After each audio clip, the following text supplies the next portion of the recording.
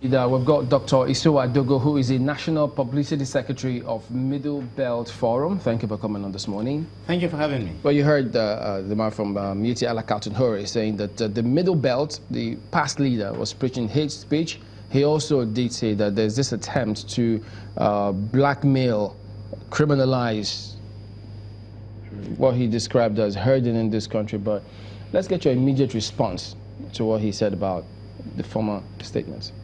Well, if the security agencies were alive to their responsibilities, those guys talking there should not be walking free on the streets of Nigeria.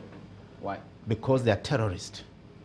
I have refused to key into the idea of saying farmers herders clashed. There is no farmer herders clashed. You go to a village, you have seen it. It is not fake news, isn't it? They burn the villages, kill the people, destroy everything. Is there a clash there? With sophisticated weapons. Targets are chosen, planned, and people are eliminated. There is a planned genocide. There is a planned extermination of the Middle Belt people.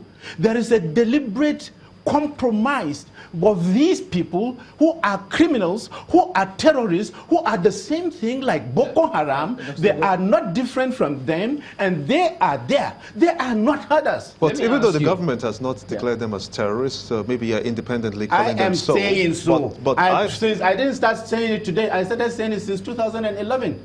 But the government has not told us that that group Allah is a terrorist organization. The government has not whether the government believes in it. But after all, international communities have said that the government is being compromised and they are supporting terrorism. And what is worse than what is happening? Take, for example, somebody will lie to the whole world and say 800 people were killed in the Mambila Plateau and no news of it. Did they show it that 800 people were killed?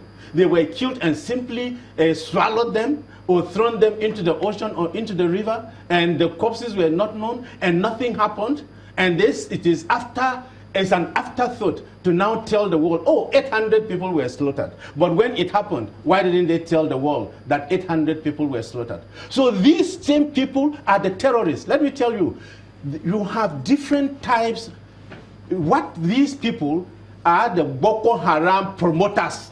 They are the terrorist promoters. An average Fulani man that we have lived with for ages will never do what they are doing.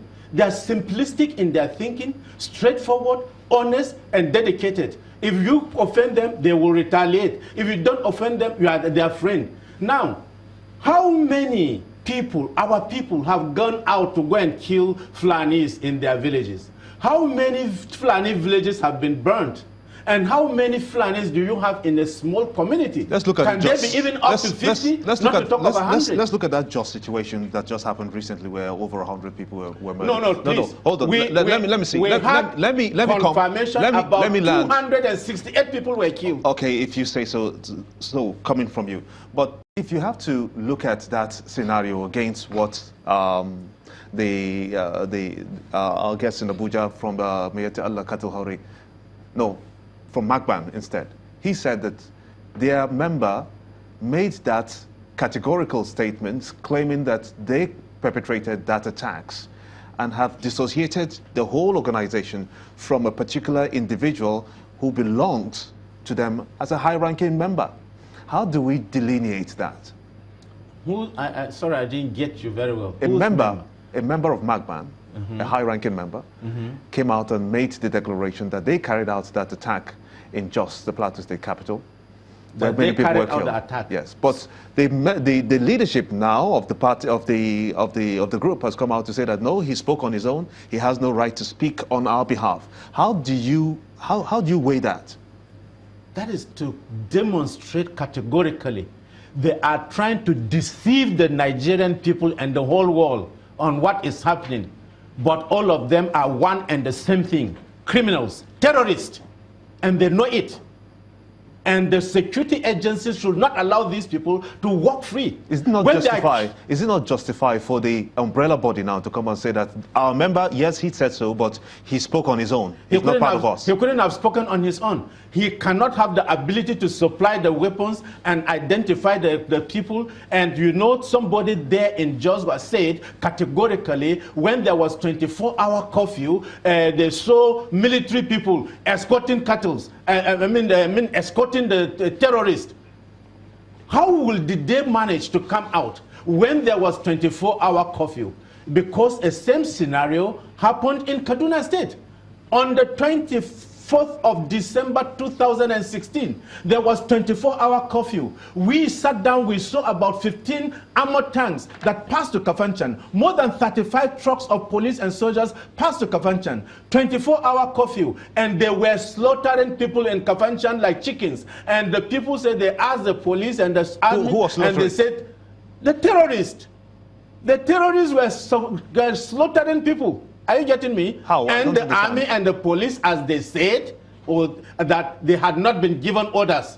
And the governor of Kaduna State has told the whole world how he went to pay people outside the country to stop coming to kill us. It is a public news. It's a common thing. So it is the same scenario. And it is the theory of conspiracy that I'm using and saying that, look, the very used terminology, Fulani farmers conflict, does not apply here. Dr. Dogo, they are killing the farmers. They are killing everybody. They are killing us. Let me and ask you, because, I mean, listening to them, they have said that there is a cause to some of the effects of what we're seeing today. But from your perspective, listening to you, correct me if I'm wrong, it does appear as though you're saying, look, they are just out there to kill the people. Hasn't there been any case where there's been some killing on the part of maybe some residents or some rogue elements in there? Because he says, for instance, the case of Zamfara, they were arming the neighborhood watch. Even in Benue Plateau, he says, some of those persons have carried out certain killings to which they were retaliation. Does that mean that that didn't happen? The question you have to ask in Zamfara, will the government have armed the neighborhood watch if there was peace? Are you justifying? No. I'm not justifying it, but you cannot also unjustify it.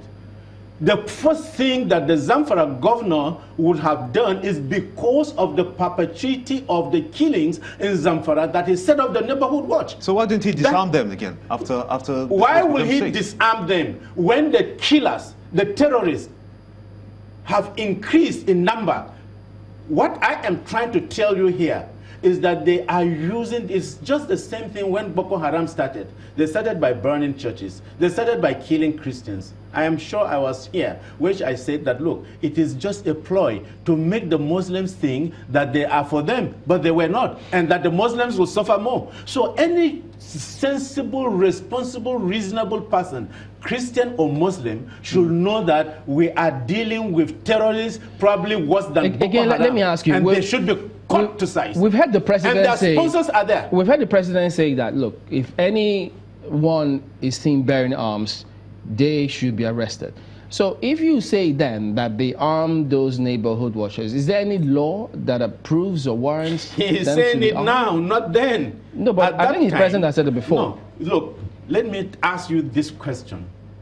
We have discussed at length the issue of state police, isn't it? No, but that's a separate matter entirely. No. The question is, do they have that is what right? I'm coming to now. Right. That is what I'm coming to. But technically, there is hardly a single state in Nigeria that doesn't have a de facto state police, whether you are talking of Kano or anywhere in Nigeria.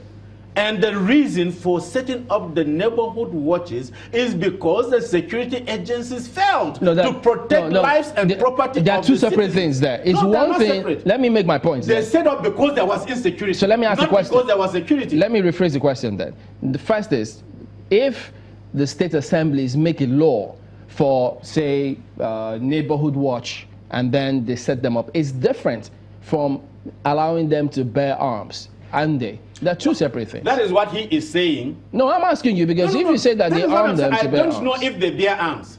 But he said that they arm them. We have neighborhood watches across the country who report even to the police. His words is that his words are that they have turned into monsters now, having been equipped with weapons by the state government. That is what he is saying. Not the state government. I've not heard that from the state government. And I'm sure if the state government had peace in Zamfara, if the people were secured, if everything was in order, they wouldn't have set up and armed the neighborhood watches. It's because of the failure of the security agencies, assuming he did. It's because of the failure of the security agencies that the Zamfara governor will have set up the security agencies and armed them. But if they were up to their work, they wouldn't be.